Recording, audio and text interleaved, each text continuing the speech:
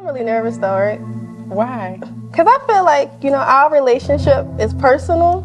So, like, usually on this platform is a little different. I feel like I'm sharing you with the world. I'm a little selfish. It is, but it's going to be all good. Okay. Hello, everyone. My first guest today is the person that I love more than anything in the world, Dr. Shamika Lewis. She is my mentor, a mother, a person who specializes in trauma, and I thought it would be fitting to have her on the first episode of Kinda Healed. Today, our topic will be the drama with trauma, and we shall begin now.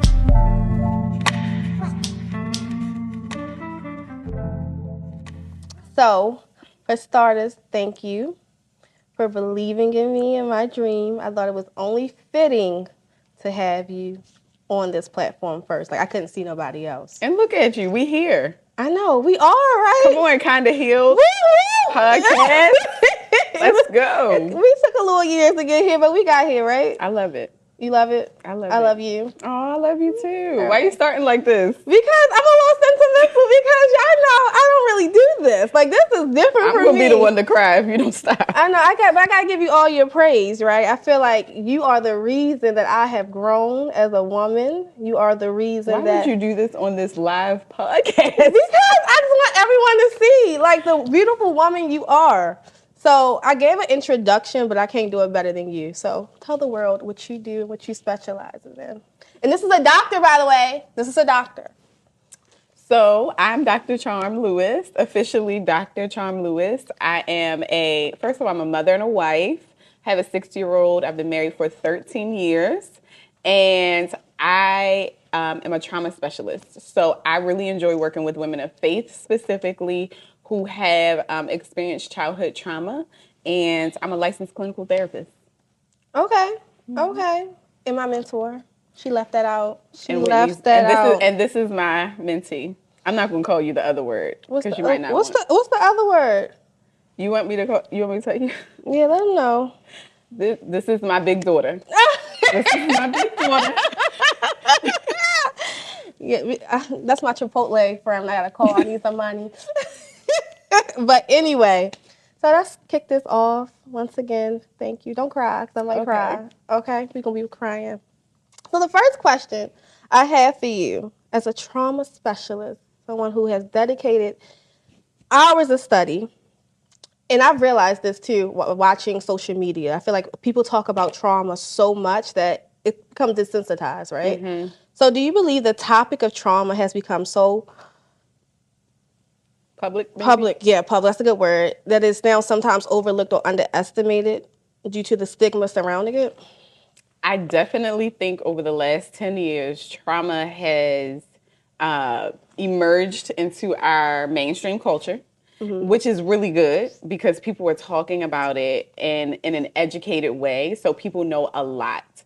I actually think that people are hypersensitive to it now, and it's sort of a good thing. Because now we're not blaming our feelings, our emotions, our experiences on extemporaneous or random things or just chalking it up to, well, this is how I am, right? Mm-hmm. Now we know we have a name for where our feelings have come from. And so I think that a side effect of talking about something all the time could be desensitization, but by and large, especially when I see women coming into my practice, we already have some language for what's going on. So by the time they get to me, I'm really just sort of trying to clear out the residue and bring clarity to some things. But I really think it's a good thing that we're talking about trauma. Do you think people still fear it? Like, fear talking about it, even though everyone is on social media, people are really talking about their trauma out loud? Do you think people still fear it? Absolutely.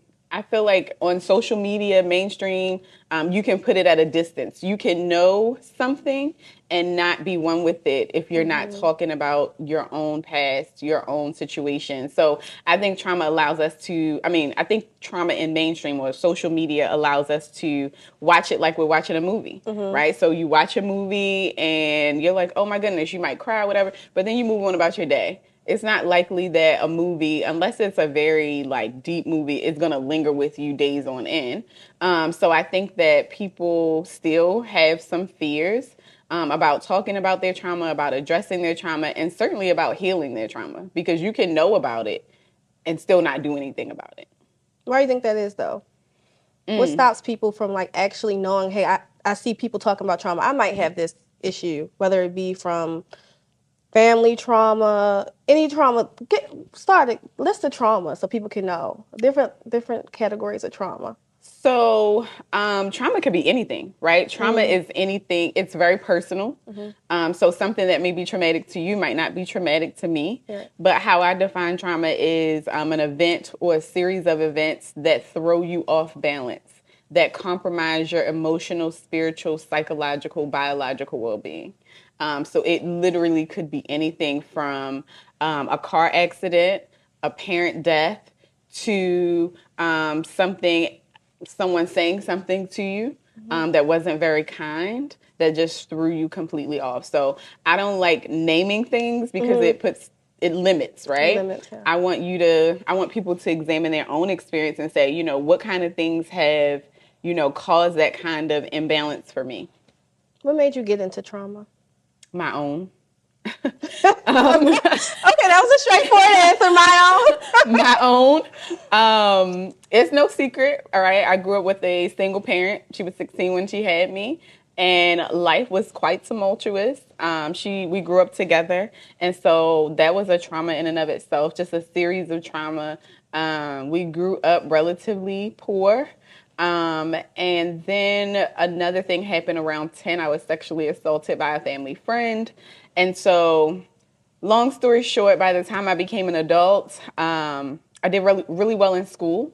So I found a safe space in school. I found a safe space at church and got married and discovered that relationally I was inept. And I had some broken spaces that really needed to be healed. And so I went on a journey at 25, really about 24, of healing those spaces. And that's how I got into the work.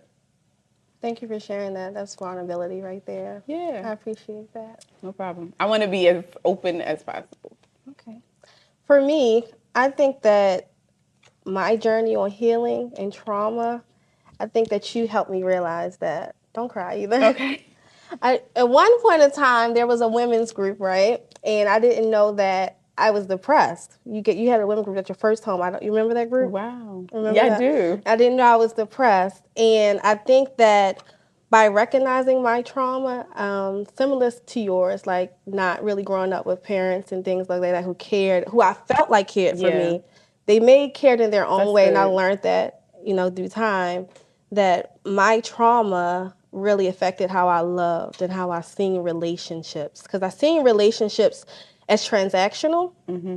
Like, you got to give me something for me to give you something, right? Because I feel like my parents, they showed affection through giving you things, but it wasn't like a hug, to say I love you, simple things like that. So I feel like my healing came with recognizing that I'm a little messed up. Yeah. Like, I can't.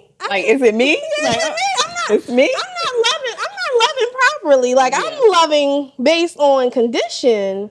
So, when you said that you're married, like when you got married, you had to realize that, well, maybe my trauma. Mm-hmm. So that's something I realized. I can relate to that. Oftentimes, the realization that something is out of order comes in intimate relationship.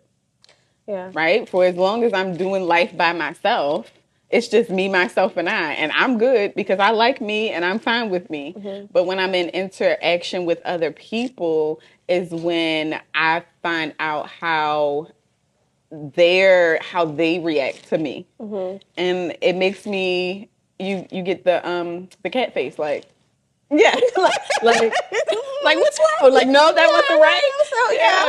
So most of the time, that's what happens in intimate relationship. We are mirrors. Oftentimes in our personal conversations, I'm saying, you sound just like me. I'm like, I hear myself, right? So that's what happens in relationship with each other. Okay. So you are working on trauma every day, right? Mm-hmm. Do you believe a person is never fully healed? Keep the name kind of healed. Yeah, I think that kind of healed is a perfect name because we're always kind of healed. I don't think there's a place where you get to where you say, yes, I'm completely healed. In every phase, in every journey, something's going to come up that says, okay, it's time to heal this thing. And I hate that because I'm a black and white kind of girl. And so I want closure. I want this to be done. I want to do the meditation and I am perfectly fine. But that's not what happens. Yeah, I think that I realized that when I realized I was going to therapy and I will fix one thing and then something else creeps up. I think that I fixed working with people. Then I realized, okay, maybe I still got social anxiety. Everyone, I got a little bit of social anxiety, okay? So I'm really showing y'all my world. But, we're never fully healed. So this is why I started Kinda Healed, because I wanted everyone to share different stories, especially, I had to have you as the first guest. Thank you. Share different stories to see that you're like not alone, and like healing is a process. Yeah. Being that it's a process, what do you feel like you're still working on? So you want me to tell my truth? What are you still working on? I'm still working on this is good. I'm still working on emotional regulation. Oh, explain. So I think something about trauma is that we know, right? Everybody's on social media. So you know that it deeply affects your nervous system. And so sometimes with trauma survivors, our response time can be quick. It can be knee-jerk responses versus really having those 2 to 3 seconds to pause and say, okay, how do I want to respond to this? Or even before, how do I want to respond to this? What's happening in my body? Okay. How do I feel about what's happening around me or what's happening in me? And then how do I want to respond? Not based on how I've responded in the past or how I've seen other people respond, but how do I want to respond based on who I want to be right now? When you say who you want to be right now, you're talking about in this moment? In the moment that you're experiencing that, like Yes. maybe trauma that's appearing, right, in your body. Yes. And who do I want to be as in who do I want, how am I identifying with what God says I am, who I am, right? Like, I'm sure we've also heard the term of future self, right? So we're all creating this person that we want to be, our Dr. Charm 2.0, right? And so just having that ability to put space in between what's happening and how I respond. And in the past, I've been able to limit that because my structure has been small, right? Yeah. You talked about being transactional. A part of my trauma was hustling. So I'm used to working, right? I just work. And so I could see my clients all day or go and do a speaking engagement or whatever I'm doing. And then I go home to be with my family in a very tight-knit community. But where I am in this season of my life, I don't know what you said in the introduction. I said great things. Okay. We're gonna run this back and she's gonna see I said great things, okay? Okay. So in this season of my life, I'm being honestly challenged to be in relationship with a lot more people, a lot more closely.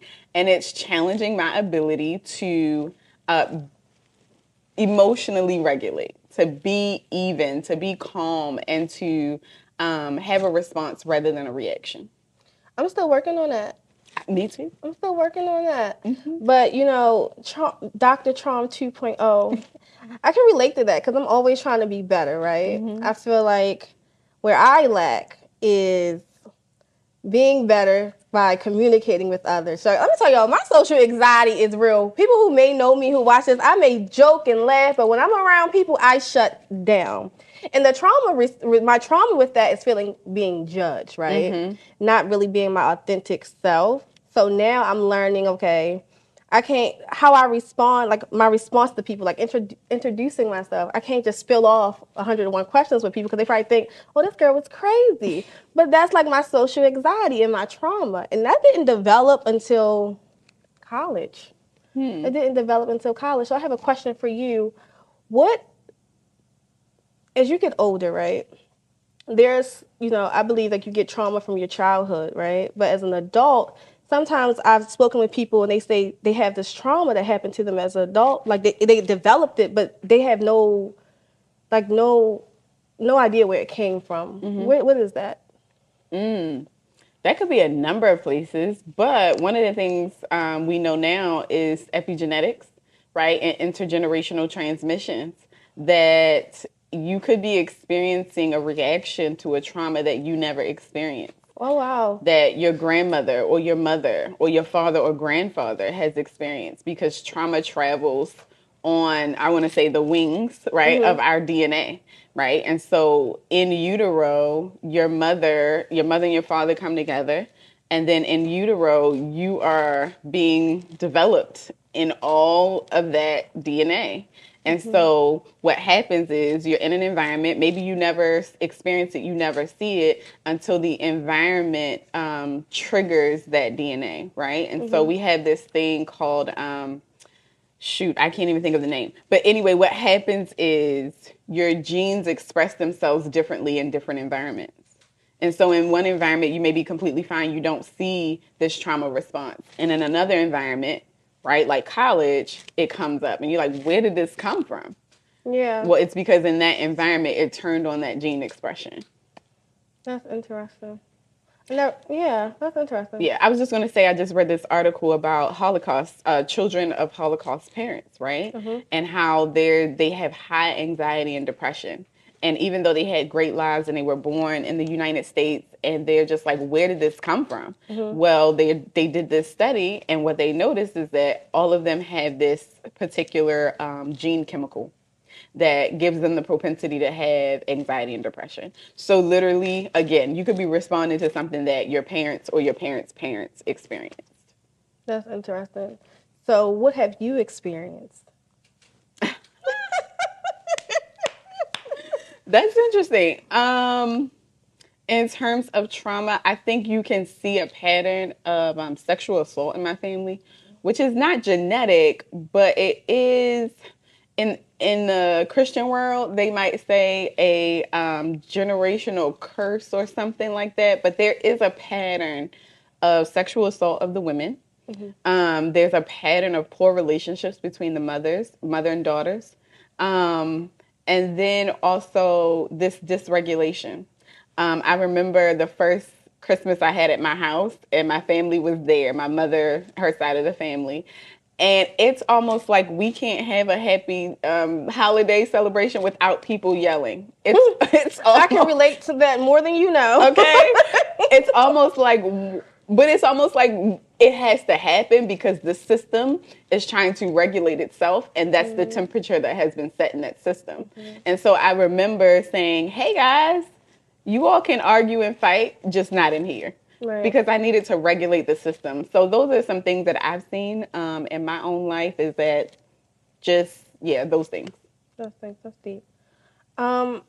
Speaking of sexual assault, right? I feel like I've spoken to a lot of women in my lifetime, like just like friends, right? And we, you know how we have these bonding moments with women, and like you like realize like, hey, your friend opens up about the sexual assault she experienced as a child, right? And I think that trauma is very, it can stagnate. It can make you stagnant and moving on with a lot of things in your life, right? It plagues you. Like sometimes, as a woman, you move on from it, but then out of nowhere, like that memory creeps up and it plagues you. Like you're trying to heal. So, what advice would you give to young women that's experiencing that right now, right? Dealing with that sexual trauma, or still dealing with it, like advice of how they should handle that, or how you handled it, Sure. the trauma. Hope I'm phrasing that question right. Yeah, so you want to know what? Yeah, you got it. Yeah. I think what I would say is, if you haven't acknowledged it openly, find a safe space to acknowledge it openly, because any trauma that you can't articulate is worse than cancer. If the body keeps score and there was a trauma to your actual physical body and you've been unable to talk about it, it is worse than a debilitating terminal illness. And it might not look like it's killing you, but again, we talked about sometimes things don't pop up until much later. So the first thing I want them to do is find a safe space to talk about it. Because also there's power in your story being witnessed. A lot of women who don't talk about it don't, because they fear not being believed. And so having someone to say, I'm sorry that happened to you, or how did that feel? Those are incredibly powerful things, even before you get to therapy. Right. The other thing I would say is when you go to therapy, make sure you see someone who is holistic. They have some sort of somatic, or there's some sort of what do I want to say? The words are escaping me. There's a focus on your body, because oftentimes we want to talk through the things, but you actually have to, your body keeps the score. So go to a place where your body, your brain can be engaged at the same time. Okay. If you're good, it's so funny. I went to the spa maybe about 3 weeks ago, and I got a full body scrub. And the lady, I didn't get no invite. it No was for the invite. parents. No invite. It was for your aunties and them. Oh, okay. It's the old people. So we went, and I'm getting a massage or whatever, and I'm literally on the table talking to God, because that's the source that I acknowledge. And as the woman, I'm working on the trauma. I'm like, God, as she's on my neck and my shoulders, I'm releasing the trauma out of my neck and my shoulders. Just being mindful as you do things is also a powerful tool. I could go on and on, but if you have more questions, go ahead. No, that was great. That was great. Okay. So let's transition to God. That's a good transition. Hey, Jesus. my man. So, how has your relationship with God helped you in your trauma and also help you help others? Oh, incredibly so.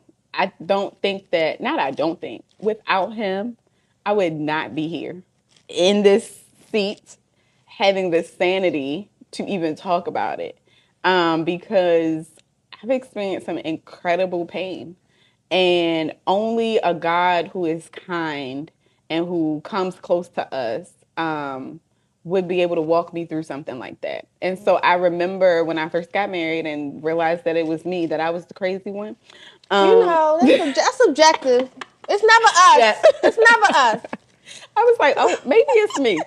And honestly, everybody has their own levels of trauma and how they deal with it. But my husband is such a kind man, and a loving. He is. Shout out to my husband. And so I knew it had to be me, because I was like, it can't be him. He's just too nice. He's just too nice. It can't be him. So I remember telling God at that point, like, I don't know what to do, because I had gone to therapy, honestly. Sometimes people might not want me to say that, but I went to therapy and it didn't help much. And so I remember saying to God, I'm at my wit's end, and if you don't help me, I'm going to destroy my life. Because that's what trauma does. You could be brilliant, you could be super talented, you could be all the things, but if you have unresolved trauma, you will destroy everything around you. And so I remember God saying, I will tell you what to do, but you got to listen to me. And I said, you got it, boss. And so he just walked me on a journey from that point. And I said, if you heal me, if you bring me to a place of sanity, I'll spend the rest of my life teaching other people how to do this work. And that's honestly too how I went on that journey, and just I've been committed to it because I committed to him that if he walked me through the journey, that I will walk other people out too. So it's been super important. And you walked me through the journey. I love it. Don't you? You love me? I love you. I know. I just need somebody to boost me up sometimes. I love you. You're beautiful. And I appreciate having the opportunity to be with you for so long and watch you do the work and watch you bloom and blossom. And so honestly, it's been one of the, I'm not going to look at you because then that's when it tears start. That's when it tears start. But it's been an honor to walk beside you like that. A lot of people don't stick close, especially when it is not easy, right? Because people that are traumatized, we fight. We fight or flight, and most of us are choosing fight. And so it's been an honor to see you do the work and to see you get to this point. And I'm excited about where you're going. I need tissue. Just throw back, right? Just fan. Not a lot of people know my story like you know my story. And I think that just your support alone has gotten me this far, truly. And for that, this is supposed to be a podcast. We was not supposed to cry. Just for that, I just want to say thank you.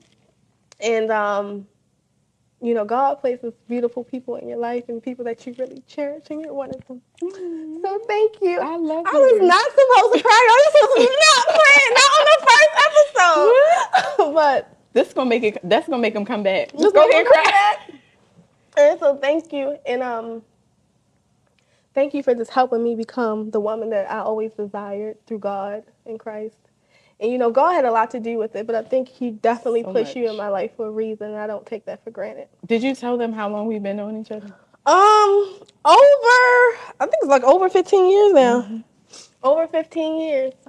Yo, we gonna take a break. We gonna be back, okay? I gotta clean up. All right. Like what you just saw, please follow, like, and subscribe. And don't forget to follow us on Instagram at Kinda Heal Podcast. All right, we're back. We wiped out tears to make sure my makeup was fine to give y'all people this face, okay? Period, Pooh. All right, so we're going to switch gears a little bit. We're going to talk about the good of trauma. Yes. And get rid of, it has a stigma, but it can be used for good. Absolutely. All right, so I got to ask you a question. Can you remember the moment in time when you actually welcomed trauma? Like, for example, the trauma I experienced actually worked for my good. Mm-hmm. So I actually love talking about this topic. It was a whole dissertation worth of a term called post-traumatic growth, right? I think we have worn out the effects of trauma and how horrible it is. But I would love to see in the next 10 years we wear out post-traumatic growth. Mm-hmm. And post-traumatic growth is really a phenomenon where we see people experience trauma, but instead of deteriorating, they actually grow. They grow in spiritual change. They grow in their appreciation for life. They grow across several domains, right? Mm-hmm. And so I think that trauma can also cause you to grow if it is seen in a certain light, if you have the right perspective of it, right? So a lot of times I talk about the trauma of my childhood, but the good thing about it is that I'm very independent. And I'm not hyper independent necessarily, but I'm very independent. And I look at sometimes my colleagues who have not experienced what I've experienced, and they struggle with adulting. Well, guess what? I've been adulting for a very long time, okay? I've been adulting for a very long time. And so, and in part because my mother said, here's $20. Now, y'all know how long ago that was. Here's $20, go and get groceries for the week, right? And I'm, probably all of 13 and the market is around the corner. And so some skills at a very early age I developed because of the trauma that I experienced. And when you talk about welcoming trauma, I think about having my first child, right? Like, it's a very beautiful thing, but it is an open door to trauma. It changed the nature of my relationship with my husband. It changed my body.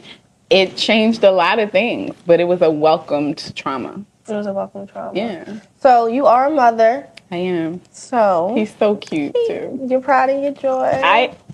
Yes. How do you help him at an early age face trauma, right?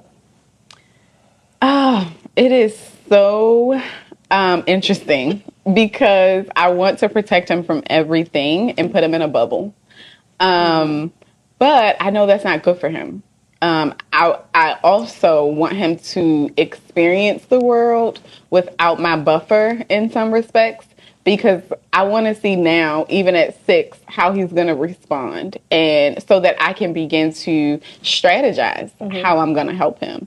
One of the things, he's playing basketball now, and so just the other day before practice, he was like, I don't want to go to practice. Why? And I'm like, why don't you want to go to practice? Right? He's running around the house, slam dunking on my walls and all kinds of stuff. And I'm like, why don't you want to go to practice, the place where you should be slam dunking?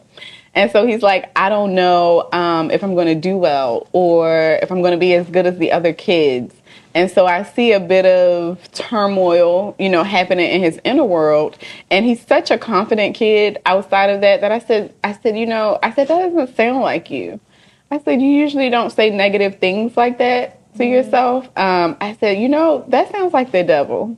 And I said, when you hear negative things like that in your heart or in your mind, I want you to say, shut up, devil. And so I think just helping him to separate, like the thoughts that I'm thinking are not my thoughts. Right. I need to put some distance in between that. I think is a really healthy way to start, because we have thoughts in our minds all the time.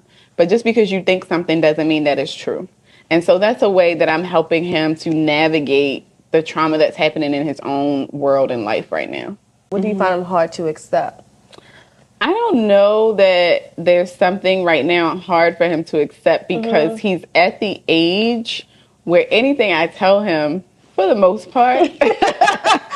for the most part, he's gonna believe. Now he might have questions, right? But for the most part, he's gonna believe it. Yeah, I think he's pretty open right now, which is why you have to be very mindful, right, at this age, that I am able to separate his thoughts, because otherwise he just absorb everything as his own self. Well, that's good. Yeah. And as a wife, you have developed and healed your own trauma. Healing. Oh, okay. I'm kind of healed. Yeah, I'm kind of healed. You're a mom. But what brings you joy outside of your family? We know she's also a pastor, guys. Did I mention that? Can I mention that? I don't know. Yeah, go ahead. She's also a pastor, guys. So I am also interviewing my pastor, my mentor. So what brings you happiness? The first thing I think about is when to see people grow, to see my influence in that growth. It really makes the pain and the sacrifices worth it. And then the other thing is I really enjoy hearing my son laugh. It is one of the most incredible, heartwarming things, especially for a woman who experienced childhood trauma.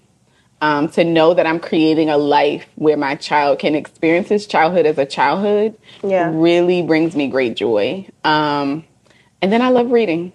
Yes, she does. I love reading. I love getting in the corner with a good book, going away overnight with a good book, listening to a good book in the car. It brings me great joy. What's the last good book you read? The last good book I read... In what genre? What do you mean? Any genre. It can be anything. This is good. Okay, so I'm reading a book by Natalie Dawson. Okay. She's a businesswoman, and she wrote a book called Teamwork. It's a really good book, very practical if you are in leadership, if you are running an organization, a small business. And now I'm reading her book called Start Work, and both of them are very good. Okay. What's one thing no one knows about you? One thing that no one knows about me.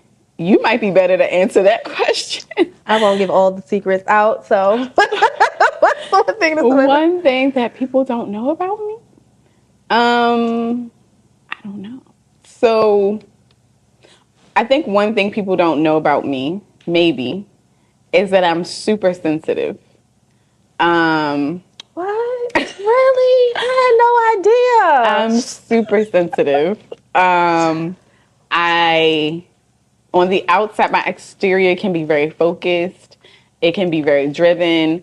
But on the inside, if I start crying at home, my husband is like, "Are you crying?" I'm like, "Yes, I'm trying to tell." And he's like completely shocked because he's like, "I didn't know you cry." I'm like, "Come on, we go through this every time. It's 13 years." I'm super sensitive. Yeah, I have a tender heart. You do. She has a beautiful heart. Okay. Yeah, thank you. And I think that's something people don't know. Other things, I love eggnog. It's that season. And it's that season. Give me a nice eggnog, some cinnamon. My goodness. I love eggnog.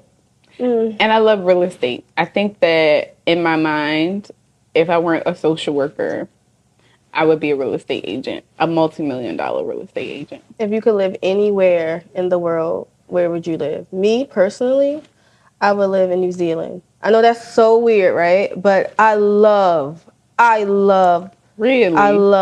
New Zealand. Really? You see all that greenage? Is it called greenage? What is it? Greenwich. Greenwich, the mountains, the valleys, the peaks. That's beautiful. I feel like God literally like crafted that place.